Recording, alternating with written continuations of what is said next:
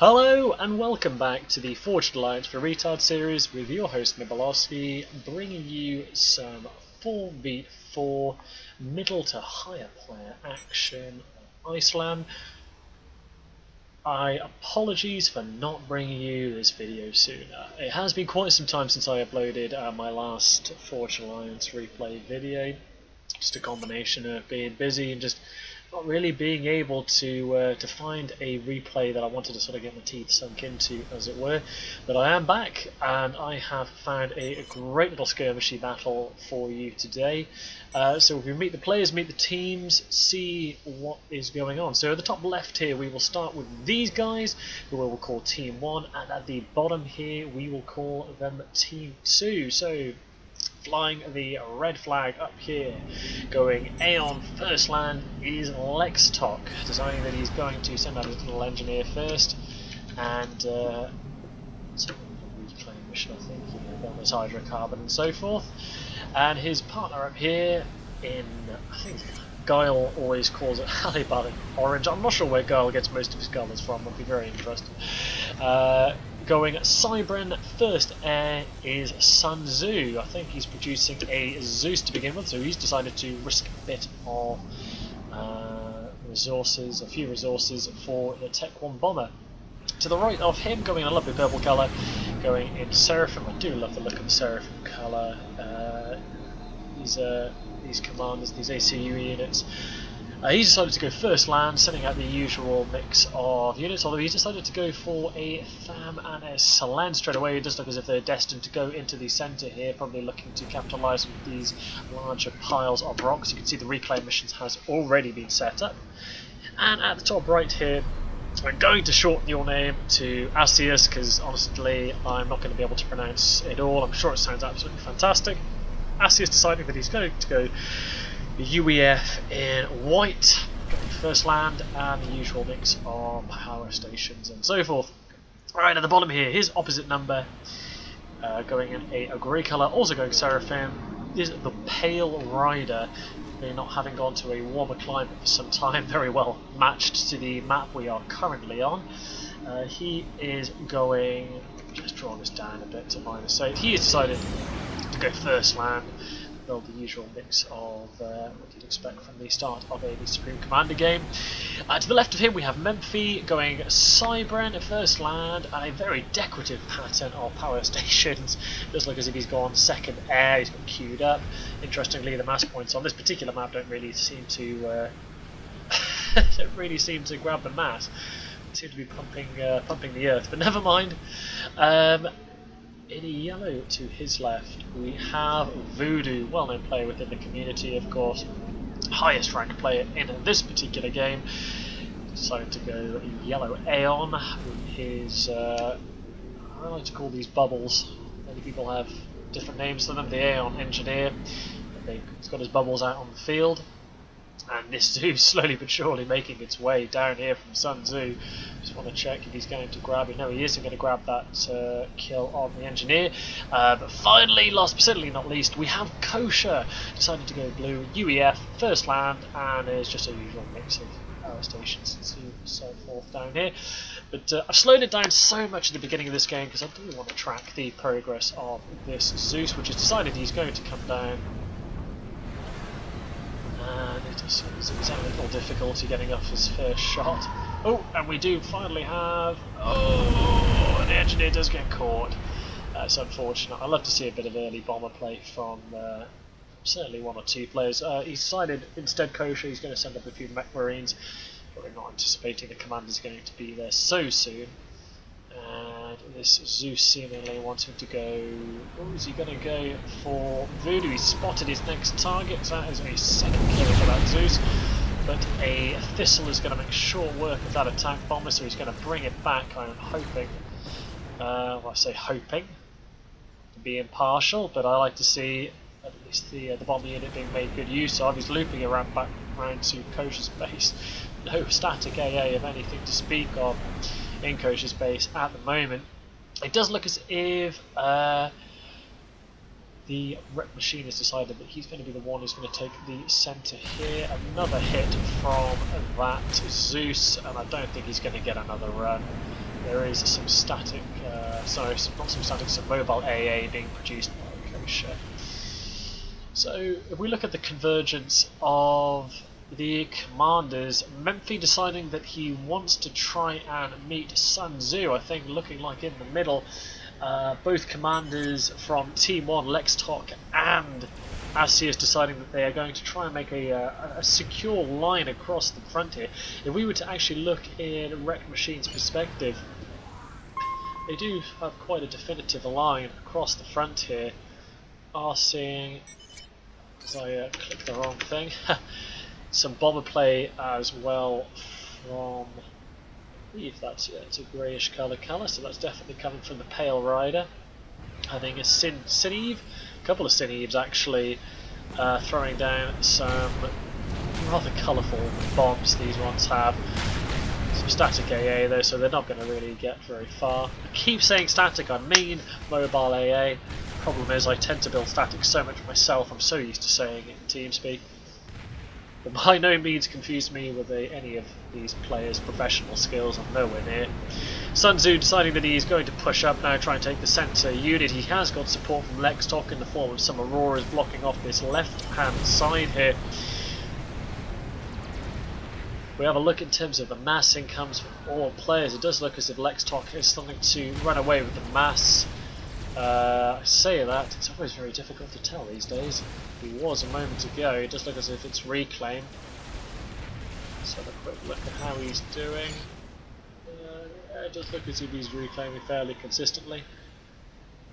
Look at the reclaim for everybody so far. Voodoo running on about 1,000, 500 for Memphi, 1,800 for Wreck Machines, 1,400 for Lextoc. Commander under attack. Asius under attack apparently, 1,000, so they're all managing to reclaim fairly productively. And from what I can tell, I don't think Lextoc's really feeling any threat from down south. Although that being said, I did see in the corner of my eye, does Kosher have any upgrades on this commander? No, he does not. He has the amplifier, but that is, I think he has on his commander at the moment, sort of tentatively walking towards the middle. So it does look as if Team 1, as it stands at the moment, do have a fairly firm hold on the middle, which I can only assume is because an early push for tech by Team 2.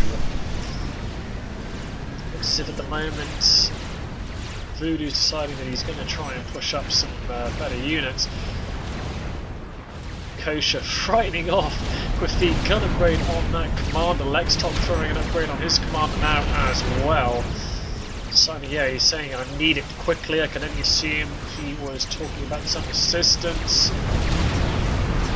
That PD should afford him the ability to finish off that upgrade. I'm not sure whether he did, but menacingly Voodoo looking up towards the centre. What has he got on that commander? He doesn't have anything from the main body. He does have the accelerated disruptor, so that does increase the range and also the rate of fire, so that is a battle commander ready to rock. And we have an engagement on all three sides at the moment. We have Asius taking on the Pale Rider. Voodoo deciding he's going to just rock in and take on everything in the middle with just his commander. Sun Tzu and Wreck Machines deciding they're going to go on full retreat because that commander is packing some serious firepower. And Lextoc holding the line very valiantly against Kosher. Kosher actually being brought down to just 2,500 hit points in that engagement. But Voodoo now clearing up the entire centre. Can't you just look at the sheer fire rate of that commander? He's standing for absolutely anything. And an absolutely colossal engagement down here on the right flank. Zui's engaging, just like I said, a mixture of strikers and lobos. Just look at the sheer firepower of the Zuis. The accuracy of them is absolutely terrifying. The Pale Rider, and that's just getting caught up. I'm going to slow down a bit at the moment, check what's going on in the air. It does look as if Wreck Machine has decided that he's going to sort of take the role of the air player, as has Voodoo at the back here. And the other players getting too deeply involved. Any further interceptors than that. Both of these commanders now are being sort of dragged further and further towards the red. Memphi in the middle as well now supporting Voodoo. What are T1 doing? They're knocking up some PD. Got a few THAMs in support there as well. Looks like there's a bit of sort of a bit of a pincer movement blocking the entrance, or the exit rather, to the centre part of the map. Pale Rider as well. You can get a good amount of veterancy on your commander as long as you're careful, you don't decide to overstretch it.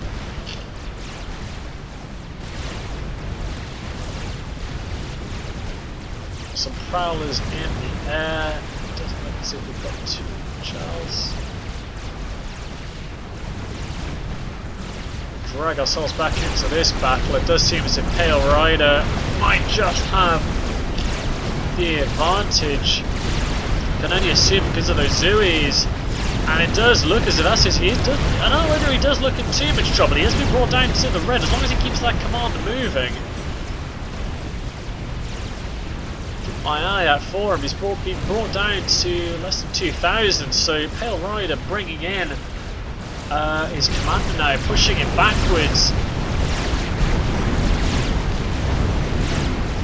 Really, yeah, Lextoc saying you need to push middle. I have to agree. Lextoc at the moment coming into fire from Kosher, from some Lobo fire down on the left flank here. And Asius just so careful in what he's doing. An attack command and some mercies now coming down on Asius' commander, but is that going to take out both? It is Pale Rider getting caught up in that explosion as well. Voodoo apologising, those were his mercies. He didn't realise that his teammate had 100 hit points less than he required, and that just brought down the entire right flank on both teams.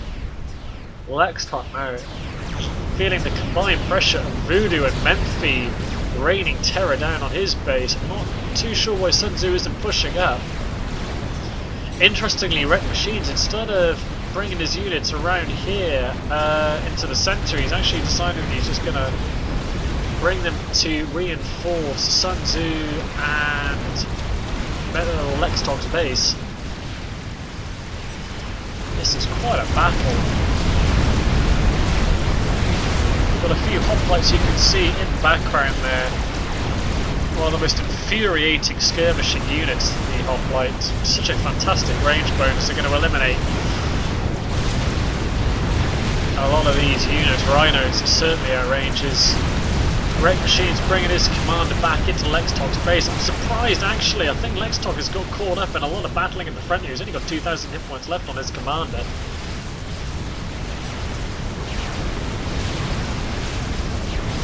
And Wreck Machines, too sure what he's doing inside of the base.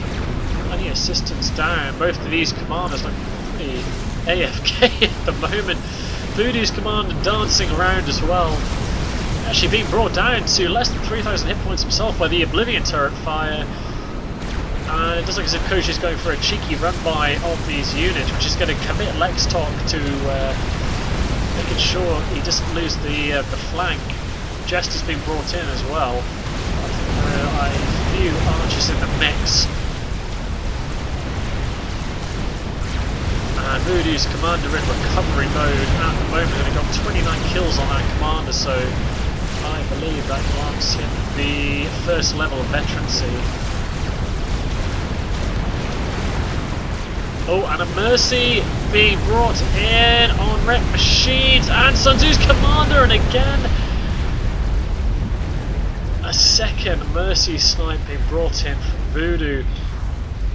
The interceptors were just not covering the front from Wreck Machines. I just don't think he saw them coming. It is awfully difficult to see a mercy snipe.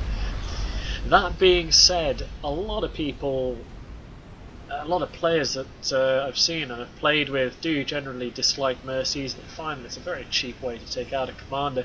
What must be considered is that to get past a player's air defense and their front line is just so difficult, especially on a map like this, and to sort of needle in mercies to take out a commander like that does require patience and skill.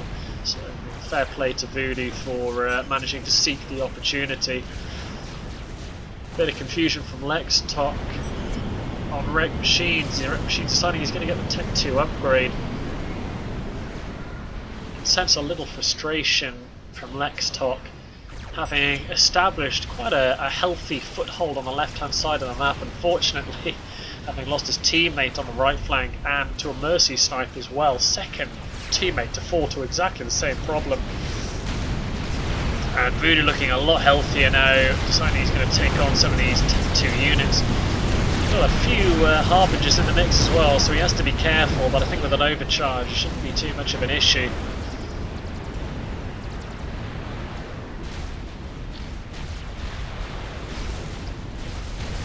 Attack ping going down at the back, I'm not entirely sure what for.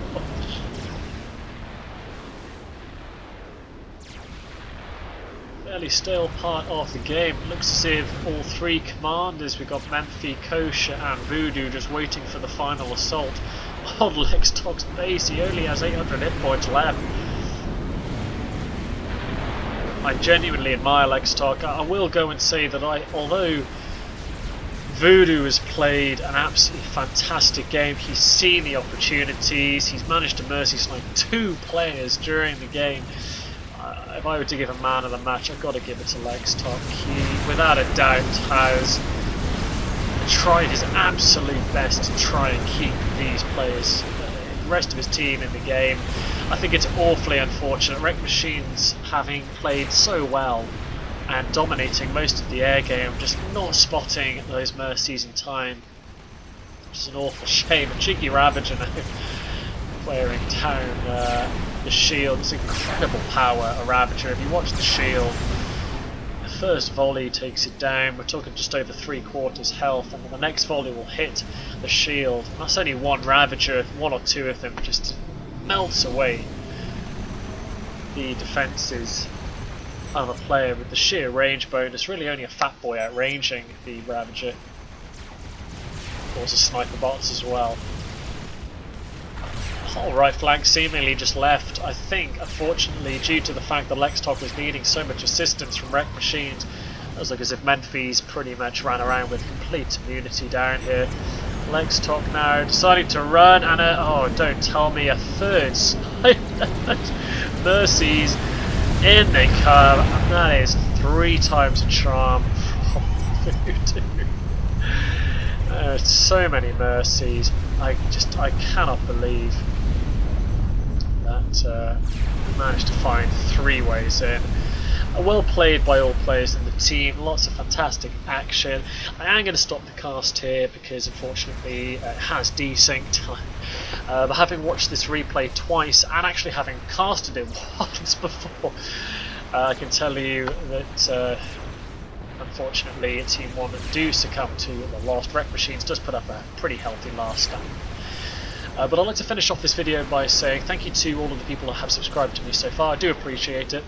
I'd like to give a shout out to another co-caster, not actually in Supreme Commander. He does cast his experiences on World of Warcraft. His name is Polaris the Random. He's been doing videos now for quite a few years. He's got some absolutely fantastic, excellent content. He's a lot funnier than I am, for sure. He's well worth checking out. So I'll put his link in the description. If you have a look down, check out that channel, it'll mean the absolute world to me. But of course, as always, thank you very much for watching, and I'll be sure to put out more videos more frequently, and I'll see you in the next video.